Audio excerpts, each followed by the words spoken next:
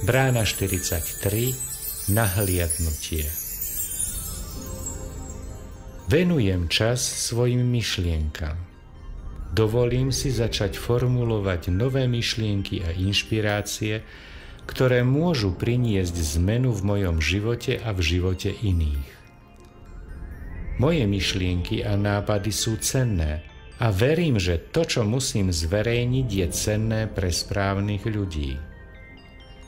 Priťahujem správnu podporu, okolnosti a príležitosti, ktoré sú v súlade s mojimi novými myšlienkami. Zadania.